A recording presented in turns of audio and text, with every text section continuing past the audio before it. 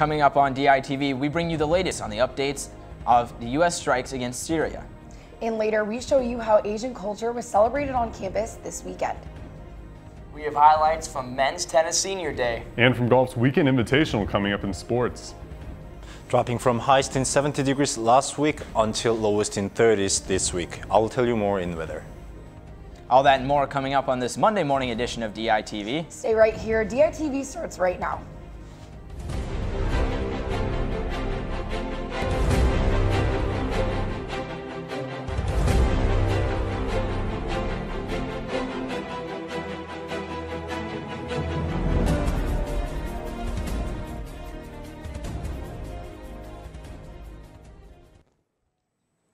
Good morning and thank you for tuning in. I'm Bo Bowman. And I'm Becca Scadden.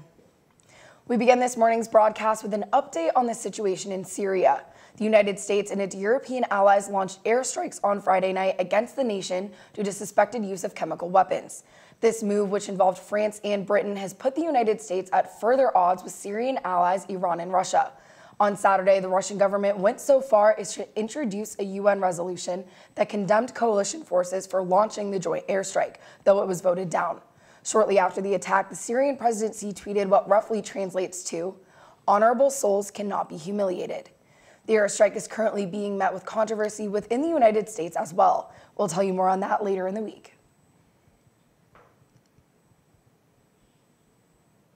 New buildings won't be finished on campus as soon as expected. The University of Iowa administrators are suspending work on campus construction projects until September 12th. The suspension was enacted last week due to state budget cuts of nearly $5.5 million to the university. Now construction is delayed on buildings such as the Museum of Art, the Tippie Entrepreneurial Center, and the Finkbein Golf Club Clubhouse. Renovations across campus and UI hospitals clinics have also been delayed. University of Iowa students will keep having to pay more to live in the dorms. The Iowa Board of Regents approved room and board rate hikes at their April 12th meeting. Residence hall rates will increase by about 3%. Meal plan costs will see a similar sized increase. However, some single room options will see a slight decrease in price as part of an effort to keep more returning students in the dorms.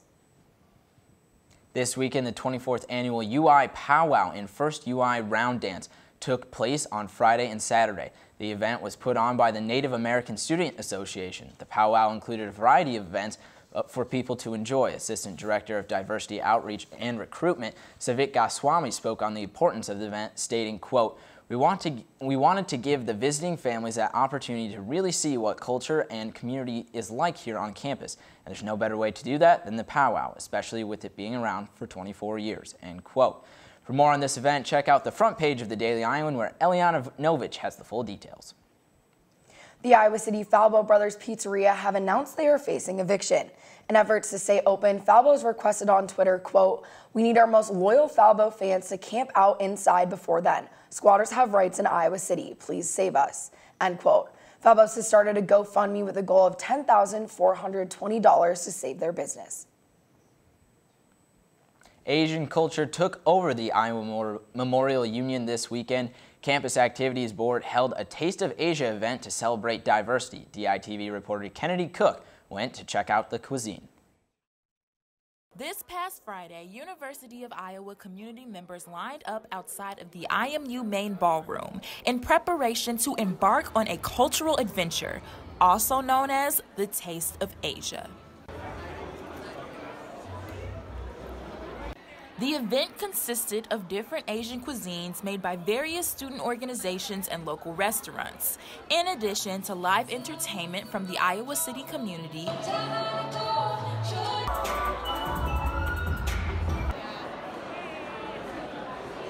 and arts and crafts that guests took home.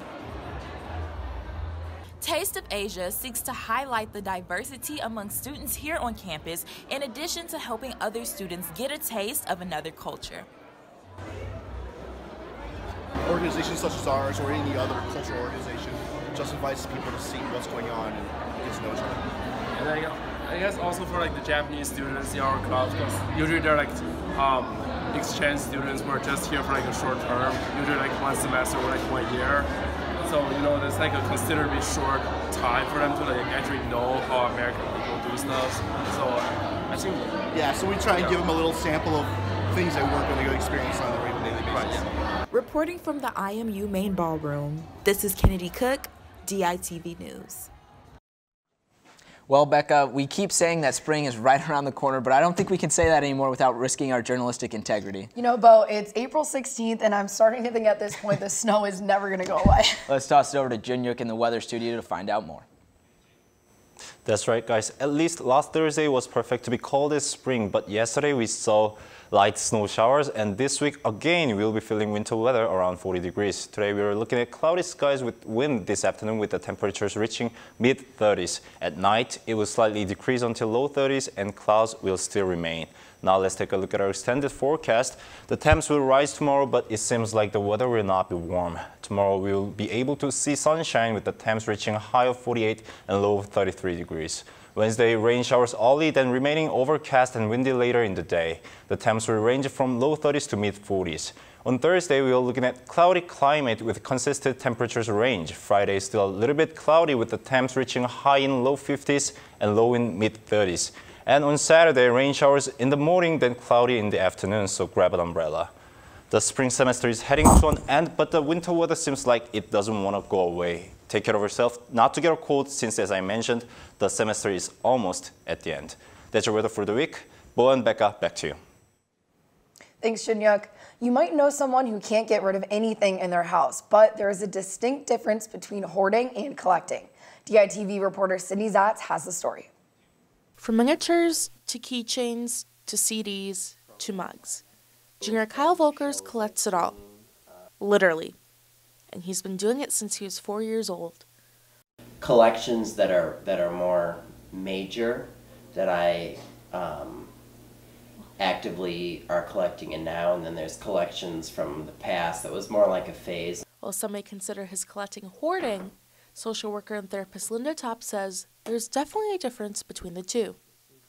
Well, collecting, I think that you're making conscious choices about adding to your collection. The collections don't take over your life and crowd into every space. Hoarding is just taking that collecting behavior to an extreme. While some opt for that classic show program, or maybe they go for a concert t-shirt like I like to do, especially a Bon Jovi one. For some, one collection just isn't enough.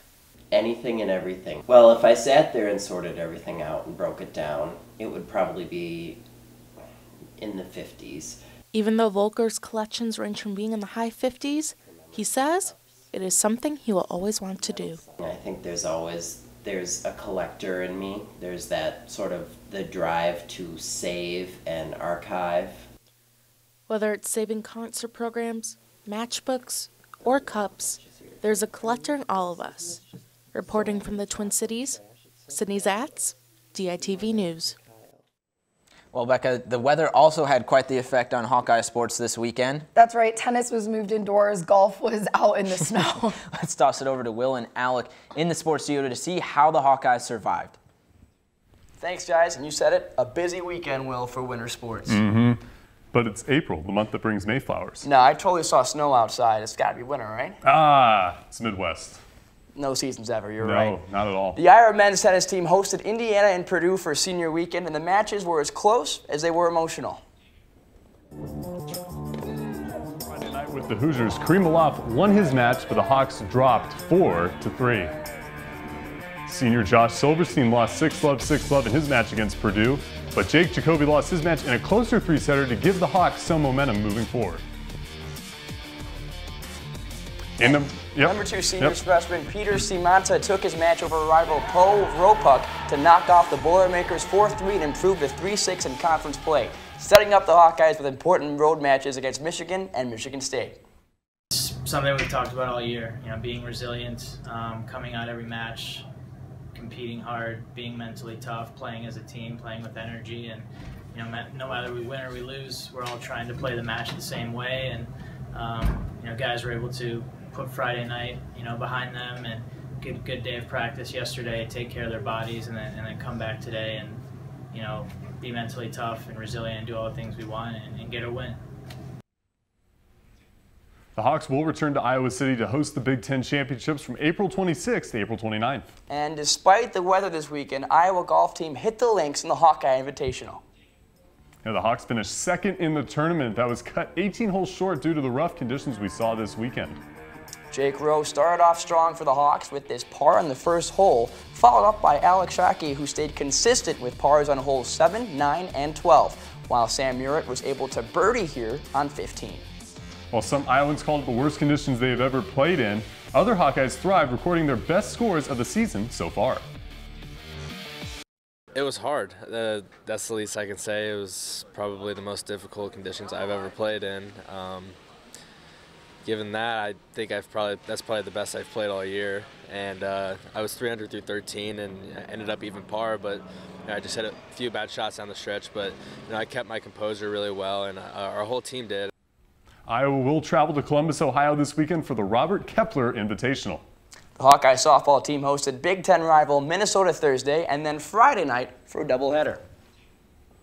The Hawkeyes struck first with Mallory Killian scoring in the bottom of the fourth. The Gophers answered with a run in the top of the seventh inning to send the game into overtime when the Gophers packed on 5 runs and won 6-2. In Game 2, the Gophers spared no time by scoring 3 runs in the top of the first inning. They scored 6 more in the fourth and ended the game with a 2-run home run by catcher Kendall Lindemann in the 5th. The Gophers won 11-1 and swept the Hawkeyes in the series. It's never an easy series. Any team on the western half of this conference is not easy. They're all above us in the RPI except for one, and so every time we step on the field, it's an opportunity for us to technically knock off someone. So, yes, I'd like to come in here and think, yeah, we're going to sweep them, but I think we have the opportunity to. But they're too good of a club for us to just assume that. We've got to take care of every game one game at a time, one pitch at a time, 1 second at a time, and we let that get out of our hands a little bit this weekend. And, you got to tip your hat to them, to Minnesota, to, well, they didn't play great defense. When we were on the bases and when we were moving, they made mistakes. We just didn't give ourselves a chance to do that very often. We apologize for technical difficulties, but the women's softball team, they'll get a break from conference play when they face Western Illinois on Tuesday. On Sunday, the Hawkeye women's soccer team faced off against Winona State and got 6-2 spring ball win. 4 minutes after Iowa scored the first goal of the game, junior Devin Burns added another goal to the board off an off-balance pass from freshman Adriana Namaski. Later in the game, junior Emma Tokuyama drove the ball down the field and knocked it to Burns, who circled around a defender before sailing the ball over the goalie to notch her second goal of the day. Iowa took this one 6-2.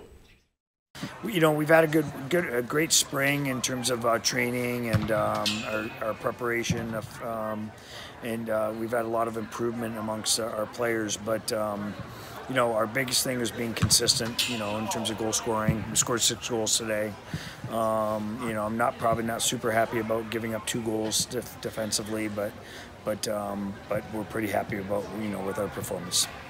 And that's it from us in sports. Be sure to tune in tomorrow for the first installment of Beyond the Swarm, where we sit down with departing members of the Iowa football team. And we give you highlights from volleyball's spring game. Guys at the desk, back to you. And that's all we have for you on this Monday morning edition of DITV. Be sure to head over to dailyiowan.com for all your latest news between Monday and Friday. And for more of the Daily Iowan, be sure to pick up a print edition of the news on stands now. For DITV, I'm Becca Scadden. And I'm Bo Bowman. Have a marvelous Monday, Iowa City, and we'll see you tomorrow.